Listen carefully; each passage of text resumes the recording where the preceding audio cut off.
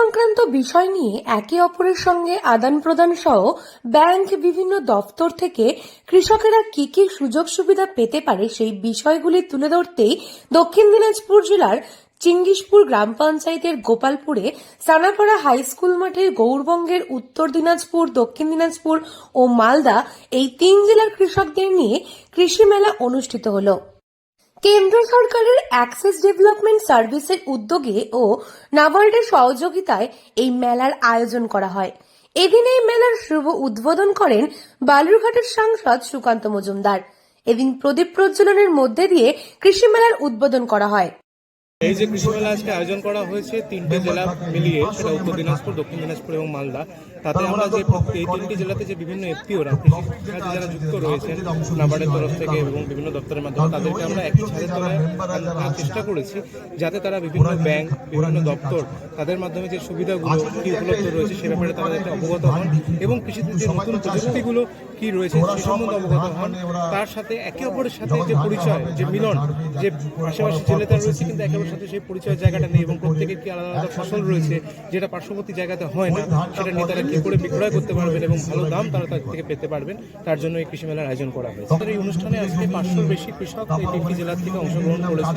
জায়গাতে এবং প্রত্যন্ত জায়গাতে এরকম কৃষি মেলার আয়োজনের মাধ্যমে কৃষকদের মধ্যে এই যে ব্যাপ্তিটা আরো আমরা ছড়িয়ে দিতে চাই। মেলায় কৃষিজাত দ্রব্যের প্রদর্শনী, প্রযুক্তিগত চাষে ব্যবহৃত যন্ত্রের প্রদর্শন, উন্নত পদ্ধতিতে চাষের কৌশল নিয়ে চাষিদের ধারণা দিতে প্রশিক্ষণ শিবির, উদ্যান পালন ও সেরিকালচার সহ বিভিন্ন দফতরের স্টলের ব্যবস্থা রয়েছে বলে জানা গিয়েছে।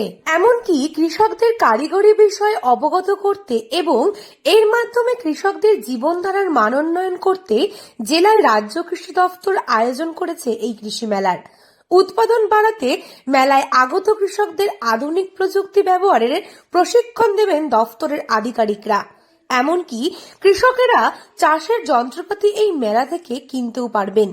কিষাণ ক্রেডিট কার্ড মাধ্যমে কম সুদে মাত্র 4% ইফেক্টিভ সুদ, এই সুদের মাধ্যমে কৃষকরা কিভাবে লোন নিয়ে আগামী দিনে নিজেরা আত্মনির্ভর হতে পারে। এবং আগে কৃষি ঋণ শুধুমাত্র যাদের নামে জমি থাকতো তারাই কৃষি ঋণ পেত।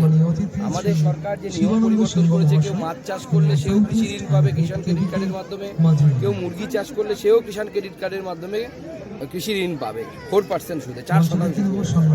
কৃষি মেলায় কৃষকদের উৎপাদন করা বিভিন্ন খাদ্যদ্রব্য মেলাতে প্রদর্শিত হবে।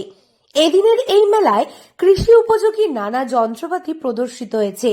উত্তর ও দক্ষিণ দিনাজপুর এবং মালদা জেলা মিলিয়ে প্রায় 1500 কৃষক মেলায় অংশগ্রহণ করেছে। বিভিন্ন দফতর থেকে এই মেলায় মোট 20 থেকে 25টি স্টলও দেওয়া হয়েছে। এছাড়াও এদিনের উদ্বোধন অনুষ্ঠানে উপস্থিত ছিলেন নাবার্ডের চিফ জেনারেল ম্যানেজার উষা রমেশ, অ্যাক্সেস ডেভেলপমেন্ট সার্ভিসের পশ্চিমবঙ্গ সহসভাপতি সলিল কুমার জানা।